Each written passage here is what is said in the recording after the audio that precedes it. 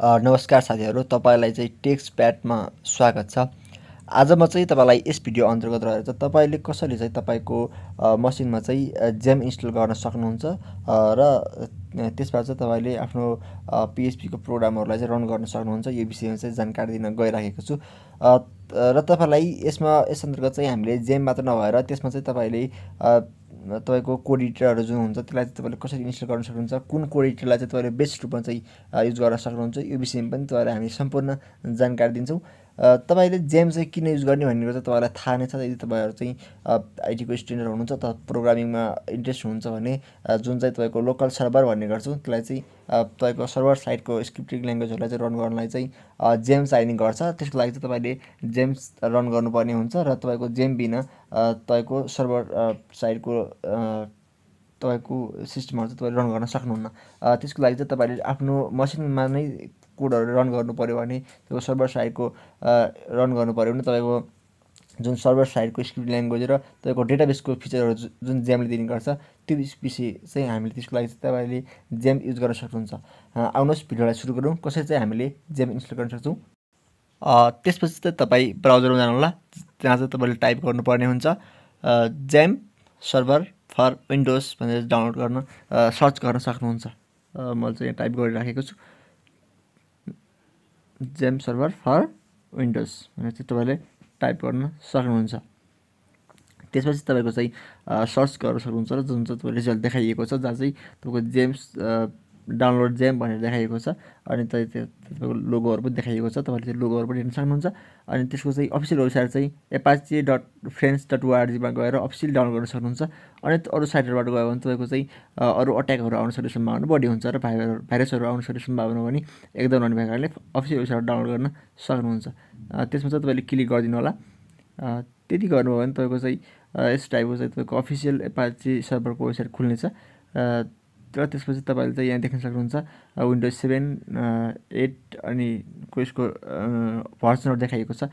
तपाईको चाहिँ मसिनको चाहिँ कुन बिटको हो त्यो बिटको चाहिँ तपाईले डाउनलोड गर्न सक्नुहुन्छ। मेरो 64 भएर म 64 बिटमा को चाहिँ डाउनलोड गर्दै छु। त्यसमा चाहिँ तपाईले क्लिक गर्दिनु होला।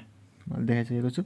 त्यसपछि तपाईको देख्न सक्नुहुन्छ यस टाइपको चाहिँ इन्टरफेस देखाउनेछ जुन चाहिँ तपाईले चाहिँ अटोमेटिक तपाईको चाहिँ जेम सर्भर डाउनलोड हुनेछ र तपाईले चाहिँ कहाँ राख्न खोज्नुहुन्छ। म चाहिँ डेस्कटपमा राख्न खोजिरहेको छु।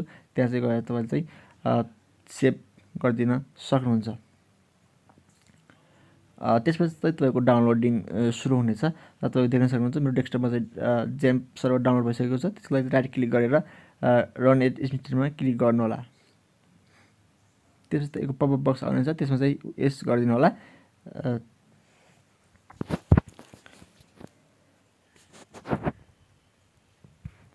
त्यसपछि तपाईले चाहिँ नेक्स्ट अब हामी यही नै हो नेक्स्ट गर्दै अगाडि बढ्न सक्नुहुन्छ। र त्यो मेन फाइल चाहिँ चेन्ज गर्न चाहनुहुन्छ भने फोल्डर सिलेक्ट गर्नु होला, हैन भने चाहिँ त्यसलाई डिफल्टले छोडेर नेक्स्टमा क्लिक गरिदिनु होला।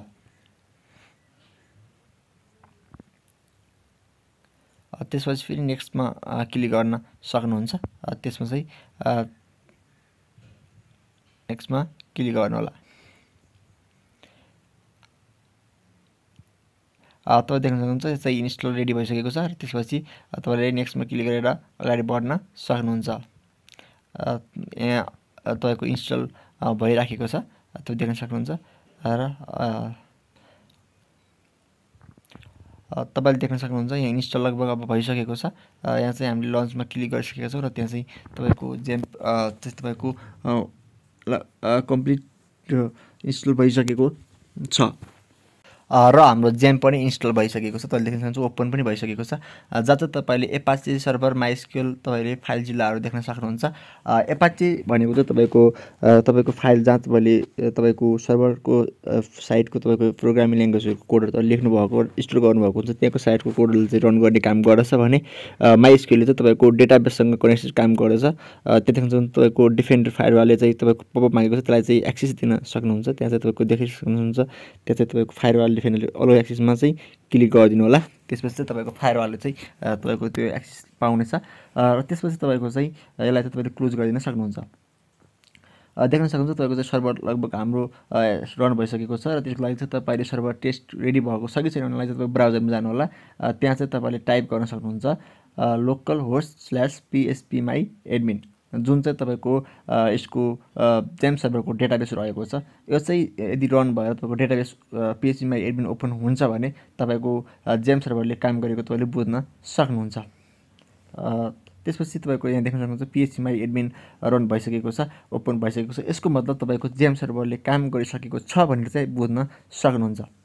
तपाईँले यहीँबाट चाहिँ तपाईँहरूको डेटाबेसको कुराहरू सबै कुराहरू तपाईँले यहीँबाट क्रिएट गर्न सक्नुहुन्छ। कसरी चाहिँ तपाईँलाई हामीले यो डेटाबेसमा क्रिएट गर्ने र तपाईँको सर्भरसँग लिङ्क गर्ने भन्ने कुराहरू चाहिँ सिकाउन गइराखेका छौँ। यसलाई चाहिँ हामीले अरू पार्टहरूमा पनि यो विषयमा चाहिँ जानकारी दिन्छौँ। त्यति मात्रै नभएर हामी चाहिँ यसमै चाहिँ तपाईँको एउटा वर्डप्रेस इन्स्टल गरेर पनि अरूको पार्टमा चाहिँ तपाईँको यहाँबाट डेटाबेस क्रिएट गरेर चाहिँ कसरी डेटाबेसले काम गर्छ भन्ने कुराहरू पनि देखाउनेछौँ। र हामीले भनेको थियौँ अब तपाईँले चाहिँ कसरी तपाईँले कोड एडिटरहरूलाई चाहिँ चुज गर्न सक्नुहुन्छ, कुन कोड एडिटर युज गर्ने र इन्स्टल गर्न सक्नुहुन्छ भन्ने कुराको जानकारी दिन गइराखेका छौँ।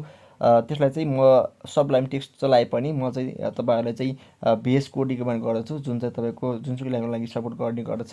त्यसको लागि चाहिँ तपाईँले ब्राउजरमा VS कोड भनेर चाहिँ तपाईँले टाइप गर्न पनि सक्नुहुन्छ। त्यसपछि कोड एडिटर भनेर पनि टाइप गर्नुभयो भने तपाईँले पाउन सक्नुहुन्छ।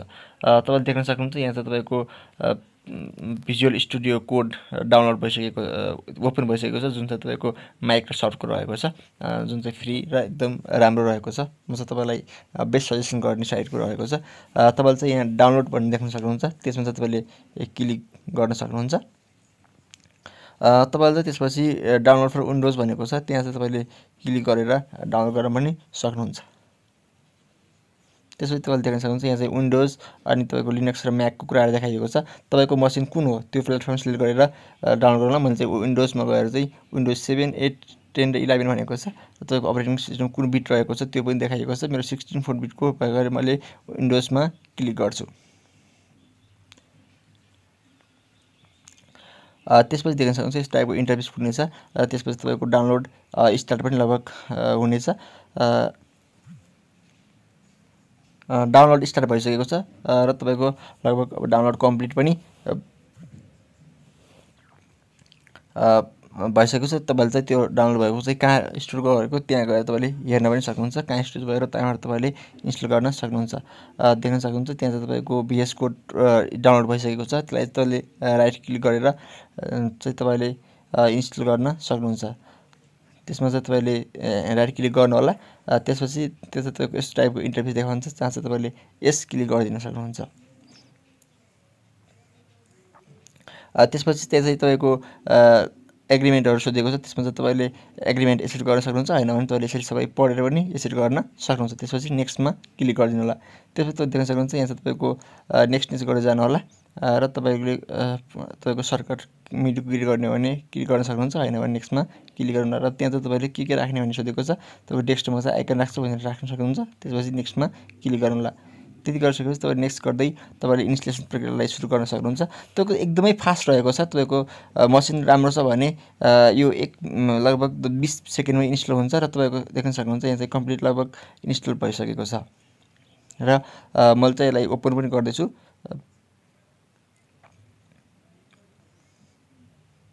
फाइनली VS कोड पनि हाम्रो इन्स्टल भइसकेको छ। अर्को भिडियोमा चाहिँ हामी तपाईँलाई VS कोडमा कोडहरू कसरी लेख्ने भन्ने कुराहरू पनि जानकारी दिन्छौँ। यो भिडियो चाहिँ तपाईँलाई कस्तो लाग्यो, राम्रो लाग्यो भने लाइक गरिदिनु होला र तपाईँको साथीहरूसँग सेयर गरिदिनु होला। हवस् त।